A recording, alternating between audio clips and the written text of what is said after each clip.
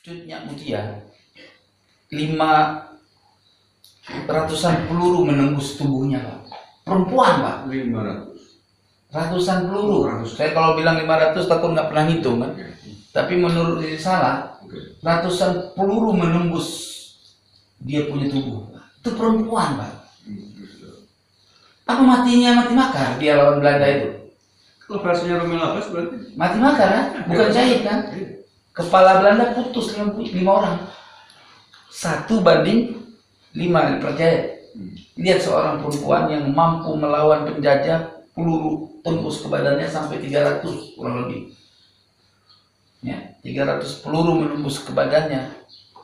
Ya, Belanda mati 5 orang, 1:5, 1 nyawa memusnahkan 5 pasukan prajurit Belanda, ditebas dengan pedangnya, ditusuk dengan rencongnya. Bagaimana cara berkelainya loh seorang perempuan? ya. Apa itu dibilang mati konyol? Kan berontak itu mati konyol, Bang. Ya kalau dari sisi dia kan bilang fikih juga dia, bilang menyinggung agama. Ya pikir apa dibilang? Pikir mata Wahabi. Mungkin dia mazhabnya Utsman bin Yahya mungkin. Ini kurang ajar menurut saya. Berarti menafikan sama dengan menganggap seluruh pahlawan kita dan rakyat Indonesia yang berjihad terus. Kalau konteksnya settlementnya Rommel ya dianggap mati, bukan mati syahid. Padahal mereka mengobarkan semua perang sipil. Saya tuh kalau jadi presiden, kalau saya jadi presiden dan kuat ada undang-undangnya saya buat, itu yang kayak gitu kuburannya saya gusur, bawa pulang ke alam, digusur, pengkhianat bangsa. Ya. Kan diteguh ya. Kemarin kan sempat yang tadi dibicarakan, diobrolkan itu kan ada beberapa tokoh-tokoh besar Indonesia yang di sekeliling Bung Karno kan. Ada juga salah satu tokoh generasi dari pendiri NU. Nah, ini kita sebagai generasi dari NU itu sendiri, kader-kader NU, ini yang dirasakan gimana coba? Ya, saya sebagai Penghinaan besar bagi kita. Saya sebagai orang yang sudah talqin dan baiat NU, sakit hati, apa yang harus saya buat?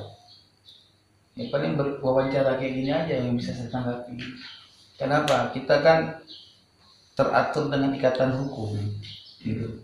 Yeah. Seandainya nggak ada hukum, mungkin Rommel Abbas itu udah disati. Yeah. Ya, artinya disati itu bukan berarti yang jangan salah paham ya. Itu bahasa ya. Ya, Rommel Abbas kan menyampaikan itu masih relatif baru, sekitar 3-4 harian yang lalu lah. Mudah-mudahan sih dengan banyaknya tanggapan, respon begini, tokoh-tokoh NU, pengurus-pengurus pusat di PBNU mendengar. Dan menurut saya kalau sampai tidak dianggap, tidak direspon, ini menurut saya keterlaluan. Karena ketika Kiai Madudin Usman membahas nasabnya Pahlawi aja direspon besar-besar, bahkan ada yang mengatakan wali seperti dikecam ini oleh banyak tokoh. Kalau kemudian ada Pahlawi merendahkan, menganggap tokoh-tokoh NU termasuk Kiai Wahid Hasim dianggap orang-orang bodoh, ini tidak direspon menurut saya keterlaluan. Apakah lebih mencintai Pahlawi daripada mencintai tokoh-tokoh NU sendiri, mencintai negaranya sendiri? Nah, takutnya nanti ujung-ujungnya kalau pas digugat, jawabannya kayak kemarin terjadi di Banten. Ada jawaban yang tanpa disadari, jawab begini, saya kan diperintahkan, gitu. Takutnya ke situ. Nah kan akan bertanya siapa yang merintahkan kan gitu. Siapa yang merintahkan? Gitu. Apa? Yang merintahkan siapa ya? Allah alam. Kan nggak sareh kan. Mengkinayah itu kan mengandung makna kan. Terdesak tidak sadar dia. Ternyata dia yang memerintahkan. Jadi nanti ujung-ujungnya saya kan disuruh kalau bahasa anunya gitu loh. Jadi ini si Rommel Abbas nih, ya. Apapun ceritanya minta maaf juga nggak kelar. Ya, menurut saya Nah, terlalu besar menurut saya dosanya. Karena menganggap ratusan ribu bahkan jutaan pejuang yang gugur di medan perang melawan Belanda dianggap. luar negeri aja kalau ada statement terhadap misalkan ya di Afghanistan yang dulu mereka ribut kan melawan pemerintah mereka sendiri. Iya.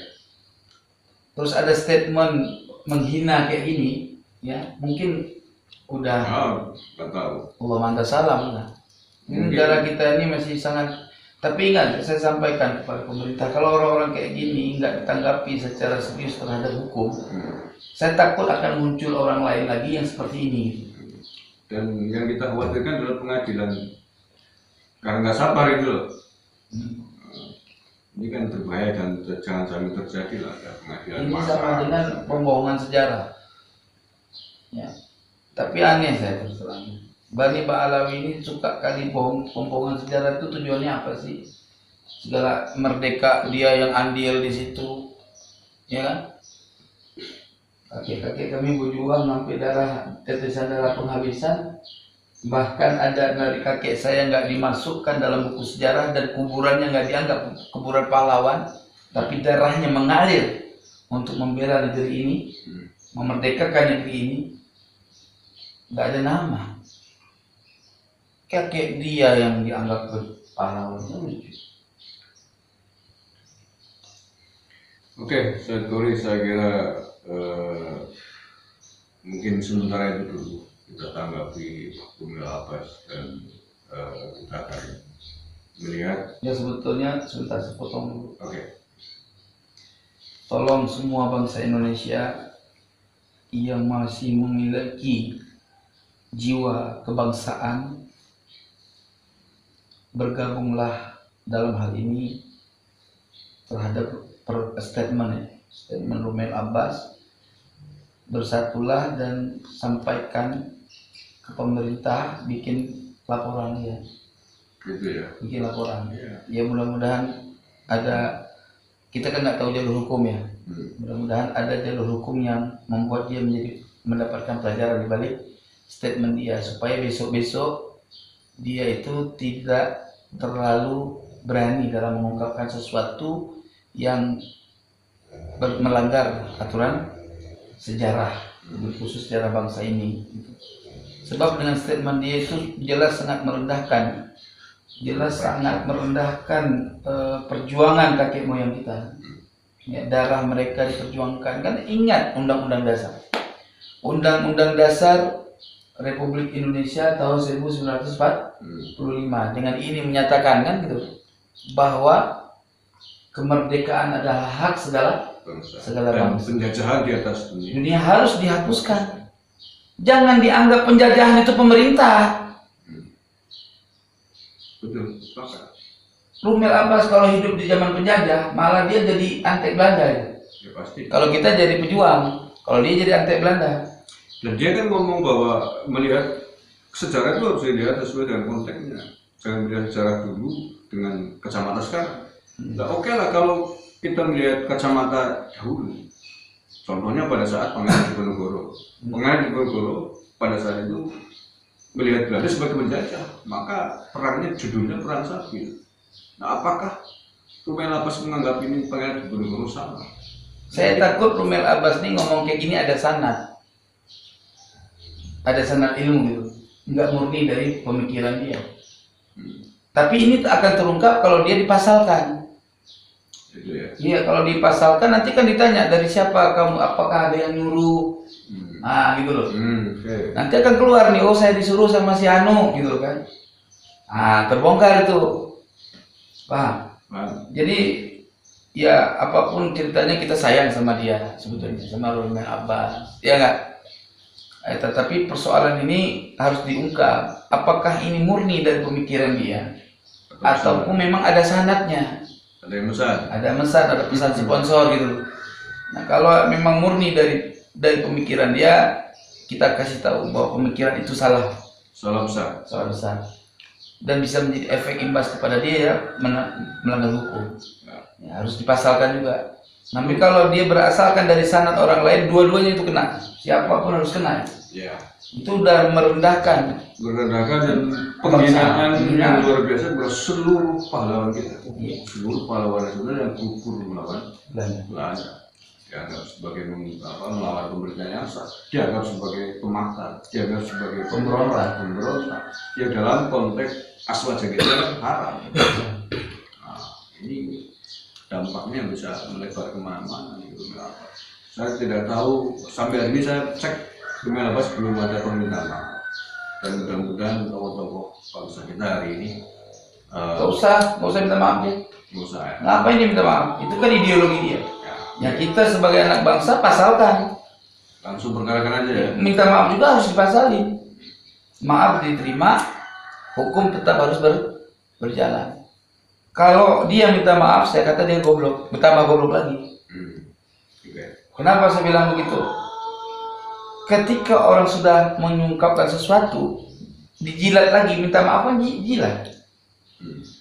Konyol lagi. Apalagi dalam posisi dia sebagai katanya orang akademisi. Ya, kalau orang bodoh mungkin yang ya maklum lah, nggak tahu sejarah dia Offset. minta maaf, mungkin offset omongan dia kan. Kalau ini kan dia orang yang akademisi, ngaku sejarawan. ngaku sejarawan, bahkan bahas nasab kelihatannya heboh gitu kan, padahal dia nggak teliti. Ya, ada kitab yang dibahas itu offset sanad tuh nggak tahu dia. Ya. Jadi orang seperti ini dia menyampaikan ideologinya sebenarnya.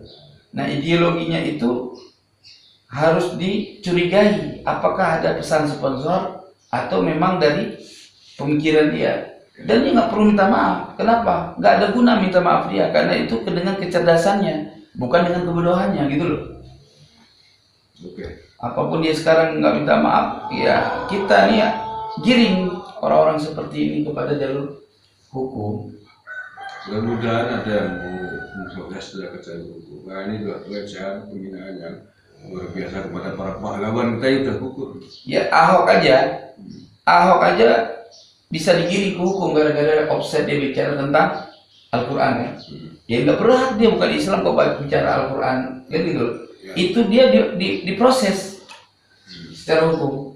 Kenapa Rumel juga yang udah offset dia membawa yang dia nggak paham di dalamnya nggak diproses? Harus diproses. Jangan nanti membedakan kok Ahok diproses yang lain tidak kan gitu. Besok akan muncul orang yang akan berani seperti dia menyampaikan tentang kebenaran si Usman bin Yahya bukan antek Belanda, orang yang menjalani pemerintahan Belanda dianggap pemerintahan yang sah. Berarti fatwa Usman bin Yahya itu hak alal hak, sehingga ulama kita yang melawan Belanda batilun alal batil. Jangan sampai begitu. Iya betul. Itu saya secara pribadi saya ingin orang-orang seperti ini dikasih pelajaran hukum lah, supaya esok-esok hari dia tidak berani lagi menyampaikan sesuatu yang ngawur gitu lah. Oke, sepakat. Saya mudah-mudahan sudah yang memperkarakan. Ada lagi yang mau tambahkan? Udah. Terima kasih saudaraku sebangsa tanah air rasa cinta sepakat. Dan ini akan direspon besar oleh keluarganya Bung Karno, oleh tokoh-tokoh bangsa kita untuk tidak membiarkan mulutnya Rumel Abbas ngomong ngawur terkait dengan sejarah bangsa ini. Terima kasih. Mohon maaf. Assalamualaikum warahmatullahi wabarakatuh. Waalaikumsalam.